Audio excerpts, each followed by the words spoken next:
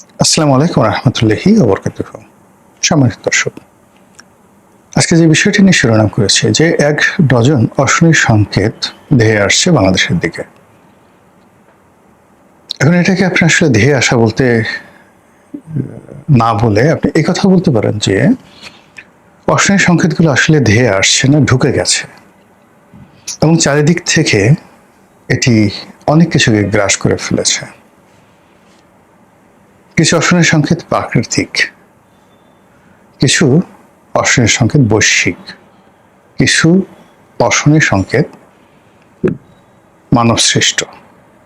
কিন্তু ঘটনা যাই হোক না কেন, আমরা এর একটা রাধা চক্রের মধ্যে পড়ে গিয়েছি। আমি একটা একটা করে বলবো, কিন্তু তার আগে একটা জিনিস বলে নিই যে বাংলাদেশের বর্ষিয়ান রাজনীতিবিদ কর্নেল ওলিয়াই এখন জামাতের সাথে তার খুব ভালো সম্পর্ক। আর আপনারা জানেন যে জামাতের সাথে বিএনপির চমৎকার একটি সম্পর্ক। 2001 সনে জামাত এবং বিএনপির যে সরকার ছিল, সেই সরকারে জামাত এবং বিএনপির মধ্যে যে রসায়ন ছিল, সম্পর্ক ছিল, সেটি ছিল একটা অ্যাঙ্গেলের। আর এই মুহূর্তে জামাত এবং বিএনপির যে সম্পর্কটি, এটি অনেকটা মারেফতি কায়দার। উপরে একরকম, ভিতরে একরকম, সামনে একরকম, পেছনে একরকম, ডানে একরকম, বামে আরেক রকম। কিন্তু ঘটনা যাই হোক, তাদের মধ্যে কোনো অবস্থাতেই সম্পর্ক খারাপ নেই। সেই জামাতের সমাবেশে দাঁড়িয়ে যখন কর্নেল ওলি বলেন প্রধানমন্ত্রীকে উদ্দেশ্য করে যে আপনি ঢাকার বাইরে রাত কাটাবেন না, আপনার বাবাকে আমি নিষেধ করেছিলাম, তিনি শুনেননি, আপনার বাবাকে হত্যা করার জন্য আততায়ীরা যেভাবে ফাঁদ পেতে রেখেছিল, আপনার জন্য আলটিমেটলি সেই ফাঁদগুলো পাতা হয়ে গেছে, ফলে ডোন্ট মুভ। প্রথমত আপনি যদি এই কথাগুলো বিশ্বাস করেন, তাতেও আপনার সর্বনাশ, আর যদি অবিশ্বাস করেন তাতেও সর্বনাশ। এই কথা শুনলেও আপনার ভয় লাগবে, না শুনলেও আপনার মন খারাপ হবে। এবং তার কিছু উদাহরণ আপনি দেখতে পাবেন যে যখন কেউ ক্ষমতায় আসে, এনি বডি, বিশেষ করে প্রধানমন্ত্রী হন, মন্ত্রী হন, সকলের মধ্যে এক ধরনের স্বতঃস্ফূর্ত সৌন্দর্য ফুটে ওঠে। আপনি যদি 1989 সনে বেগম জিয়ার চেহারা দেখেন আর 91 সালের প্রধানমন্ত্রী হওয়ার পরে তার ছবিগুলো দেখেন, আপনি বুঝতে পারবেন যে ওখানে স্বতঃস্ফূর্ত কতগুলো জৌলুস তার মধ্যে ছিল। আবার ক্ষমতা আরোহণ করার আগে শেখ হাসিনার যে চেহারা ছিল, 96 সনে তিনি যখন প্রধানমন্ত্রী হলেন, আবার 2009 সনে তিনি যখন হলেন, আপনি ছবিগুলো দেখেন, সেখানে একটা স্বতঃস্ফূর্ততা ছিল। মানে ক্ষমতা তার হাতে, তার নিয়ন্ত্রণে সবকিছু চলছে, তিনি দেশকে নিয়ে স্বপ্ন দেখছেন। এই জিনিসগুলো যিনি সরকার প্রধান হবেন তার ব্যক্তিত্বে, আচার আচরণে ফুটে ওঠে। এখন আপনি দেখুন তো তারেক রহমান সাহেবের দিকে তাকিয়ে, যে তাকে দেখে তার হাসি, তার কথা, সবকিছুর মধ্যে একটা সুদূর প্রসারী রাষ্ট্রনায়ক, সরকার প্রধানের যে সচরাচর যা হয়, তার মার যেটা হয়েছে, তার বাবার যেটা হয়েছে, অন্যান্য যারা হয়েছে, রাষ্ট্র ক্ষমতা পাওয়ার সঙ্গে সঙ্গে তাদের মধ্যে একটা প্রাকৃতিক যে বৈশিষ্ট্য ফুটে উঠেছিল, সেই বৈশিষ্ট্যগুলো ফুটে উঠেছে কিনা আমি অন্তত দেখিনি। তিনি যখন হাসেন, আমার কাছে মনে হয় তার হাসির পেছনে একটা চিন্তা থাকে, একটা ক্লান্তি থাকে, একটা ভয় আছে, একটা আতঙ্ক আছে, দ্বিধা আছে, সংকোচ আছে। তিনি যখন কোনো কথা শুনেন, কারোর সাথে কথা বলেন, সেই কথাবার্তাগুলোর মধ্যে ঠিক যে ধরনের একটা কনফিডেন্স লেভেল আছে, সেটি আমার দৃষ্টিতে পড়েনি। অন্যদিকে তার যারা প্রতিপক্ষ কিংবা তার যারা কাছাকাছি যাচ্ছেন, তারা তার সম্পর্কে কি চিন্তা করছেন, কি ভাবনা করছেন, সেটা কেউ না বললেও সবার আগে প্রধানমন্ত্রী কিন্তু সেটি বুঝতে পারেন। তো এই হলো প্রধানমন্ত্রীকে কেন্দ্র করে যা কিছু হচ্ছে। এটার দ্বিতীয় ধাপে আসেন মন্ত্রী পরিষদ। আপনি দেখুন তো, একজন মন্ত্রী, মানে হয়তো 2-3 জন মন্ত্রী খুব দৌড়াদৌড়ি করছেন, শালম সাহেব দৌড়াদৌড়ি করছেন, স্বাস্থ্যমন্ত্রী দৌড়াদৌড়ি করছেন, তারপর শিক্ষামন্ত্রী দৌড়াদৌড়ি করছেন, এই তো। এই তিনজন মন্ত্রী ব্যতিরেকে বাকি যারা মন্ত্রী আছেন সবার মুখে হাসি নেই, এবং এই তিনজনের মুখেও কিন্তু কোনো হাসি নেই, এবং তিনজনই নানা কারণে দৌড়াদৌড়ি করার কারণে বিতর্কিত, সমালোচিত এবং নিন্দিত একই কারণে, এবং বহু মানুষের যাকে বলা হয় ঈর্ষার তারা শিকার হয়ে পড়েছেন। আর অন্যান্য যারা এমনি এমনি মন্ত্রী হয়েছেন, তো এর মধ্যে ধরেন বিএনপির মধ্যে যারা হয়েছেন, কারোর মধ্যেই একটা সুদূর প্রসারী যে প্ল্যান, পরিকল্পনা, ওটা দেখা যাচ্ছে না। মনে হচ্ছে জাস্ট অল্প একটা সময়ের জন্য, বা কিভাবে যেন এলাম, কি হবে, ইত্যাদি বিষয়গুলো তাদেরকে প্রতিটা মুহূর্তে তাড়িত করে। এর বাইরে ধরুন আওয়ামী লীগ জমানাতে জিএম কাদের মন্ত্রী হয়েছিলেন জাতীয় পার্টি থেকে, আনিসুল ইসলাম মাহমুদ ছিলেন, মুজিবুল হক চুন্নু সাহেব ছিলেন, জাতীয় পার্টি যারা মন্ত্রী হয়েছিলেন, মশিউর রহমান রাঙা ছিলেন। আপনি দেখুন তাদের সবাইকে কিন্তু মন্ত্রীর মতো মনে হতো, জাস্ট লাইক মিনিস্টার। তাদের এত ক্ষমতা ছিল যে আওয়ামী লীগের বড় বড় মন্ত্রী, তারপরে বড় বড় এমপি, তারাও কিন্তু এই সকল মন্ত্রীদের কাছে যেতেন, কাজের জন্য যেতেন এবং তাদেরকে তোষণ করতেন। That was A reality. Even Anwar Hossain Manju সাহেব যখন মন্ত্রী ছিলেন, সেই মন্ত্রীর মতোই তিনি কিন্তু ক্ষমতা পালন করেছেন, ক্ষমতা দেখিয়েছেন। কিন্তু আপনি এখন যদি দেখেন জুনায়েদ সাকির দিকে তাকান, তারপর নুরুল হক নুরুর দিকে তাকান, ববি হাজ্জাজের দিকে তাকান, এরপর বাইরে থেকে যে তথ্য উপদেষ্টা নেওয়া হয়েছে ডক্টর জাহেদ, এদের দিকে তাকান, আর এদের বুকের উপর যদি একটা স্টেথোস্কোপ, মানে ডাক্তারি যে স্টেথোস্কোপ বা যে কোনো একটা মাইক যদি বুকের কাছে ধরেন এবং তাদের বুকের যে ধুক ধুক শব্দ, এটাকে যদি শব্দে রূপান্তরিত করা হয় এবং আপনাদেরকে শোনানো হয়, সারা বাংলাদেশে হাসির রোল পড়ে যাবে। এর চেয়ে বড় মানে আর কমিক আর কমেডি হবে না একদিকে। অন্যদিকে আবার তাদের কথাবার্তা শুনলে আপনারা না কেঁদে পারবেন না। তাহলে বোঝার চেষ্টা করেন কি অবস্থা আছে। একইভাবে অন্য অন্য যারা মন্ত্রী আছেন দলের মধ্যে, তাদের অবস্থা যে ভালো আপনি বলতে পারবেন না, কোনো অবস্থাতে বলতে পারবেন না। তো এই যে ঘটনাগুলো ঘটে, এগুলো মানব সৃষ্ট পরিবেশ পরিস্থিতি, তার সঙ্গে সঙ্গে এখানে একটা প্রাকৃতিক। যখন প্রকৃতি আপনাকে সাহায্য করবে, সহযোগিতা করবে, তখন এভাবে অনেক সমস্যা অটোমেটিক্যালি দূর হয়ে যাবে। আছে গেল। এখন মন্ত্রী, মিনিস্টার, কর্নেল, এদেরকে বাদ দিয়ে আপনি অর্থনীতির ক্ষেত্রে যান, যেটি এই সরকারের জন্য সবচেয়ে বড় সমস্যা। টাকা ছাড়া রাষ্ট্র চলে না। টাকার সমস্যাটা 1 মাস, 2 মাস, 3 মাসের বেশি আসলে ঢেকে রাখা যায় না। আর আমাদের এই সমাজে এখন এই মুহূর্তে টাকা, সরকারের যে টাকা, এটা আরোহণ করার 99.99% উৎস হলো লোকাল। মানে আমরা ট্যাক্স দেব, আমরা আয় করব, সরকারকে দেব, সরকার সেটা দিয়ে চলবে। সরকারের কোনো আলাদা, মানে আমেরিকার মতো আলাদা কোনো উৎস নেই, তার ট্রেড অ্যান্ড কমার্স নেই, তার এমন কোনো প্রোডাক্ট নেই যেটা দেশের বাইরে সে সেল করে নিতে পারে, তার এরকম কোনো সফট পাওয়ার নাই, প্রযুক্তি নাই, তার এমন কোনো মেশিনারিজ নেই ইউরোপ আমেরিকার মতো যে মেশিনারিজের কারণে হু হু হু করে বাংলাদেশে টাকা আসবে।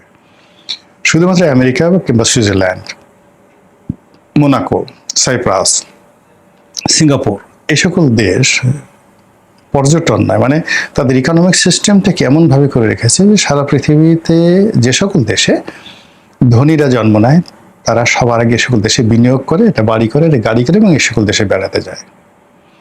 আপনি শ্রীলঙ্কার মতো একটা দেশ শুধুমাত্র টিকে আছে, এবং এই যে রিভাইভ করলো একটা মাত্র সেক্টর দিয়ে, সেটা হলো পর্যটন সেক্টর। যে রাষ্ট্রটি পরিপূর্ণভাবে দেউলিয়া হয়ে গেছিল, সেই রাষ্ট্রটি এখন মধ্যম আয়ের দেশ হিসেবে স্বীকৃতি পেল। অ্যাভারেজে তাদের এখন $6,000 পার ক্যাপিটা ইনকাম, এবং গত 2 বছরের মধ্যে তারা একেবারে পুরো ইউটার্ন নিয়েছে। শুধুমাত্র তাদের একটা খাত আছে, পর্যটন খাত। তাদের দ্বিতীয় খাত রেমিটেন্স, কিন্তু সেটা বাংলাদেশের মতো পর্যায়ে না। এই পর্যটন খাতে তারা উঠে গেল। এখন আমরা উঠবো কি দিয়ে বলেন? আমাদের যে রেমিটেন্স খাতটা আছে, সেই রেমিটেন্স খাতটি প্রতি মাসে টাকা আসছে, ধনীদের এই টাকাটা ধনীরা ব্যয় করছে বিলাসিতায়, এই ফরেন রেমিটেন্সটা যারা বিদেশে গেছে তাদের আত্মীয় স্বজন খেয়ে দিয়ে ঋণ পরিশোধ করতে করতে 10 বছর, 15 বছর, 20 বছর বিদেশে থেকে লোকটা যখন আসছে, বাড়িতে হয়তো একটা টিনের ঘর আছে, একটা বিল্ডিং হয়েছে, এতটুকু পর্যন্ত, আবার তাকে সবকিছু বিক্রি করে বিদেশে যেতে হচ্ছে। মানে ধরুন মালয়েশিয়াতে গেল, মালয়েশিয়াতে গেলে এখন 5 থেকে 6 লাখ 7 লাখ টাকা লাগে। এই 7 লাখ টাকা সে খরচ করলো, খরচ করে সে গেল। এখন এটা যে পরিবারের লোকজন মালয়েশিয়াতে যায়, সে জমি বিক্রি করে, শেষ সম্বল বিক্রি করে, অথবা মহাজনের কাছ থেকে ঋণ আনে। আনার পরে এখন মালয়েশিয়াতে একটা ছেলে বা যে কোনো একটা কর্মী যদি যায়, সাকুল্যে সে এখন 30,000 থেকে 40,000 টাকা, 50,000 টাকা আয় করতে পারে, নট মোর দ্যান দ্যাট। খাওয়া খরচ বাদ দিয়ে যদি 20,000, 30,000 টাকা তার সেভ থাকে, তাহলে তার এই 5 লাখ টাকা সুদ করতে কতদিন সময় লাগবে? পুলিশের একটা কনস্টেবলের চাকরি করতে যদি 10 লাখ টাকা ঘুষ দিতে হয়, যদি এটা এসপির প্রমোশন নয়, প্রমোশন কিংবা ধরুন বদলি, পদ পদবি নিতে যদি 20 কোটি টাকা ঘুষ দিতে হয়, আপনি বোঝার চেষ্টা করুন সমাজ, রাষ্ট্র এর উপর কি চাপ করছে, এবং সেগুলো এখন বাংলাদেশে অনিবার্য। আপনি গিয়ে শুধুমাত্র পুলিশের ওসি থেকে শুরু করে, মানে পুলিশের যারা সাব ইন্সপেক্টর রয়েছে তাদের থেকে শুরু করে একেবারে এডিশনাল আইজি পর্যন্ত ভুক্তভোগী যারা আছে তাদের কাছে একটু শুনেন যে কি হচ্ছে পুলিশে, সচিবালয় কি হচ্ছে, বিচারালয় কি হচ্ছে, আপনার মার্কেটগুলোতে কি হচ্ছে। তছনছ হয়ে গেছে সবকিছু। এটা রিকভারি হবে কিভাবে? এটা আমরা মূল স্রোতে কিভাবে আনবো? এর জন্য যে সময়টি দরকার, সেই সময়টি বা সেই ধরনের নেতৃত্ব, এটা কি আপনি দেখতে পাচ্ছেন? আর যখনই আপনি দেখতে পাবেন না, তখনই অশনির সংকেত চলে আসলো। এভাবে অর্থনীতি নিয়ে বহু কথা বলা যাবে। তা প্রথমে বললাম প্রাকৃতিক, এরপর এলো অর্থনীতি, এরপর ধরেন কূটনীতি। কূটনৈতিকভাবে মানে আমরা স্বাভাবিকভাবে যে একটা কথা বলি যে আপনার যদি অনেকগুলো বন্ধু থাকে, আসলে আপনার কোনো বন্ধু নেই, কোনো বন্ধু নেই। সবার সাথে বন্ধুত্ব মানে আপনি কারোর সাথে আপনার বন্ধুত্ব নেই। আমরাই একমাত্র রাষ্ট্র, যে রাষ্ট্র স্বাধীনতার পর থেকে আজ পর্যন্ত কৌশলগত কোনো মিত্র খুঁজে পাইনি, তৈরি করতে পারিনি। আমাদের সাথে কারোর সম্পর্ক আমাদের বিপদের দিনে হামিম হিসেবে দাঁড়াবে এরকম নেই। আপনি ধরুন পাকিস্তানের কথা, পাকিস্তানের ঘনিষ্ঠ মিত্র চীন, তারপরে আমেরিকা, আর বললাম না এই দুটো। আপনি যদি ভারত ধরেন, তাহলে ভারতের ঘনিষ্ঠ মিত্র রাশিয়া এবং ইসরায়েল, দুটো দুটো করে ধরি। আচ্ছা, শ্রীলঙ্কার ঘনিষ্ঠ মিত্র ভারত এবং চীন, দুটোই আছে। একইভাবে নেপাল, একইভাবে মালদ্বীপ। মানে যারা বিরোধী আছে তারা ভারত বন্ধু, আর যারা পক্ষে আছে তারা চীনের বন্ধু। কিন্তু রাষ্ট্রের সঙ্গে দুটো যাকে বলা হয় শক্তিরই, অর্থাৎ চীন এবং ভারতের একটা নিবিড় বন্ধুত্ব রয়েছে। এই যে শ্রীলঙ্কাতে মহেন্দ্র রাজা পাকসে, তার যে পতন হলো, তিনি ছিলেন একেবারে চীনের পাপেট, ভারতের জাতশত্রু। আচ্ছা, তো মহেন্দ্র রাজাপাকসের পতনের পরে যিনি তত্ত্বাবধায়ক সরকারের প্রধানমন্ত্রী হলেন এবং এখন যারা আছেন, তাদের উপর কিন্তু চীনের প্রভাব আছে। কিন্তু প্রভাব থাকার পরও প্রায় $8 বিলিয়ন ঋণ সহযোগিতা দিয়ে এই শ্রীলঙ্কাকে আজকের এই অবস্থাতে, এর মধ্যে ডাইরেক্ট আছে $4 বিলিয়ন, আর ইনডাইরেক্ট ব্যবসা বাণিজ্য দিয়ে আরো $4 বিলিয়ন দিয়ে ভারত কিন্তু তাদেরকে সহযোগিতা করেছে আজকের এই জায়গাতে আসার জন্য। আচ্ছা, আপনি আনেন তো এখন $4 বিলিয়ন কোনো দেশ থেকে, ভারত আপনাকে দেবে $4 বিলিয়ন, চীন আপনাকে দেবে $1 বিলিয়ন, জাস্ট $1 বিলিয়ন। কিন্তু আপনার তো এখন টাকা দরকার। এই যে আমরা যে কূটনৈতিকভাবে একটা বিপর্যয়ের মধ্যে আছি, যে আমরা এখনো পর্যন্ত বন্ধু তৈরি করতে পারিনি, আমাদেরকে কেউ বিশ্বাস করছে না। মানে আমরা বন্ধুত্ব তো থাকা, আপনার সাথে ধরেন কারো বন্ধুত্ব নেই, কারো সম্পর্ক নেই, কিন্তু সবাই জানে যে এই লোকটি ভালো, একে বিশ্বাস করা যায়, ট্রাস্ট করা যায়, এর প্রতি ডিপেন্ড করা যায়। তো সেইভাবে আমাদের যে রাজনৈতিক দলগুলো রয়েছে, সেই রাজনৈতিক দল জাতীয় পার্টি, জামাত, বিএনপি, আওয়ামী লীগ, এই 4টি দলকে বিশ্বাস করতে পারে এই দলের নেতাকর্মী বলেন, কয়জন নেতাকর্মী আছে তাদের নেতাদেরকে বিশ্বাস করেন, দলের প্রতি একেবারে আমরা বাইরে থেকে দেখি খুব মানে মহব্বত আছে, কিন্তু যখন একান্তে আলাপ আলোচনা হয় তখন তারা কি বলে ওই কথা বাইরে বলা যাবে না। তো দলের ভিতরে বাইরে, দেশের ভিতরে দেশের বাইরে এই সকল রাজনৈতিক দলগুলোর ওইভাবে কোনো চেইন অফ ফ্রেন্ডশিপ গড়ে ওঠেনি। এটা হলো রিয়ালিটি। এখন ধরেন অনেকেই এখন তারেক রহমান সাহেব প্রধানমন্ত্রী হয়েছেন, সবাই তেল নিয়ে, মানে এটা বলা যাবে না, প্রধানমন্ত্রী পরিবার নিয়ে বলা যাবে না, তাকে বলা যাবে না, তার মাকে কোন জমানাতে কে কি বলেছেন, তাকে ধরো মারো পেটাও, তার বাবাকে কোন জমানাতে কি বলেছেন মারো পেটাও, তাকে নিয়ে কোন জমানাতে কি বলেছেন। কিন্তু যখন বলা হয়েছে তখন সবগুলো ভয়ে থর থর করে কাঁপছে। সে আব্দুর রশিদের বিখ্যাত কবিতার মতো, লোকটা শুধু কষ্ট বড়াই, ভাঙতে পারি লোহার কড়াই, শুনে সবাই কাঁপতে ডরে, খিল লাগিয়ে থাকতো ঘরে। এখন বিএনপির এরকম অনেক তারেক জিয়া প্রেমী লোক চলে আসছেন, যাদেরকে বলা হচ্ছে যে অমুকে অত সালে তাকে গালি দিয়েছে, অত তাকে ধরো, তাকে মারো। কিন্তু ওই লোকটি যখন তারেক জিয়াকে গালি দিচ্ছিল তখন তুমি কোথায় ছিলা? তখন তুমি কেন মারো নাই? তখন তুমি প্রতিবাদ করো নাই? তুমি যে তখন একটা প্রতিবাদ করছো এটা একটু দেখাও। তখন জি হুজুর সবাই করেছে, কিন্তু এখন সবাই সেই তারেক রহমান সাহেবের বা যদি শেখ হাসিনার, যে এখন যেমন শেখ হাসিনাকে সবাই যার যার মতো করে গালাগালি করছে। আচ্ছা বলেন তো, বাংলাদেশ এখন আওয়ামী লীগের লোকজন করে যারা আছেন, একটা সিঙ্গেল লোক দেখেন সবগুলোর জবানে ঠাড়া পড়ছে না? আওয়ামী লীগের যে লোকজন এখন তো বাংলাদেশে কয়জন গেছে বিদেশে? সব তো বাংলাদেশে। কিন্তু এই যে শেখ হাসিনা, বঙ্গবন্ধু, তাদেরকে নিয়ে যে সকল গালাগালি করা হচ্ছে, একজন একটা টু শব্দ করছে না। আর যখন ভবিষ্যতে যদি কখনো আওয়ামী লীগ ফিরে আসা দেখবেন এইগুলো সব দৌড়ে গিয়ে বলবে অত তারিখে অমুক অমুক লোক এই কথা বলেছে, ধরো মারো কাটো। এই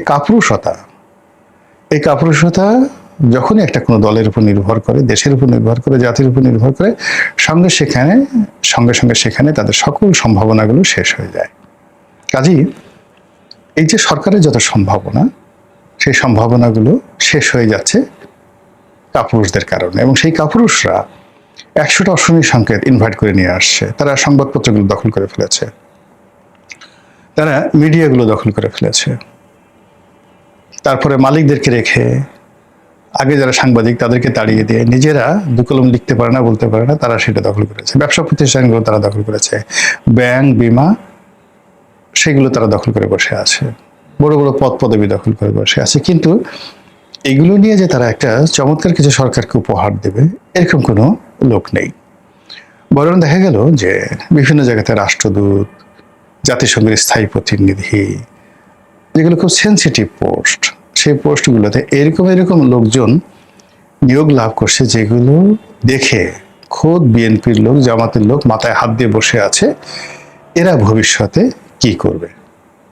এই যে কূটনৈতিক অঙ্গন গেল, প্রশাসন গেল, অর্থনীতি গেল, প্রকৃতি গেল, তার সঙ্গে সঙ্গে পারিপার্শ্বিক সময়টা ভালো না।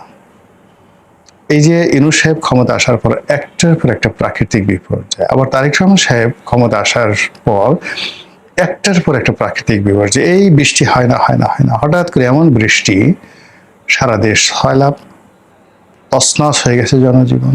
এই যে আমি যখন ভিডিও করছি এই সময়টা তো অঝরে বৃষ্টি হচ্ছে, ঢাকা বলেন, চট্টগ্রাম, কক্সবাজার, সমস্ত মানে জিনিসগুলো, মানে সমুদ্র বন্দরগুলো তছনছ হয়ে গেছে। এগুলো নিয়ে সরকার কিভাবে আগাবে? কিন্তু যখন সবকিছু ওকে থাকে, গ্রহ নক্ষত্র ওকে থাকে, এই জিনিসগুলো ঘটে না। বৃষ্টির সময় বৃষ্টি হয়, বর্ষণের সময় বর্ষণ হয়, কিন্তু এখন এই যে অতিবৃষ্টি, অনাবৃষ্টি, যা কিছু হচ্ছে সবকিছু এলোমেলো।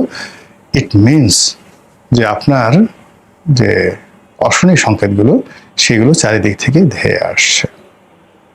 এর থেকে রক্ষা করা যায় কিভাবে?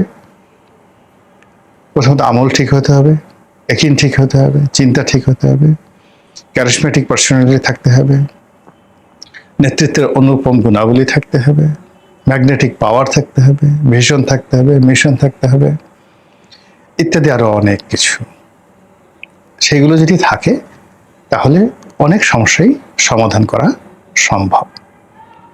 মহান আল্লাহ আমাদের সবাইকে হেদায়েত দান করুন এবং হেফাজত করুন। আসসালামু আলাইকুম ওয়া রাহমাতুল্লাহি ওয়া বারাকাতুহু।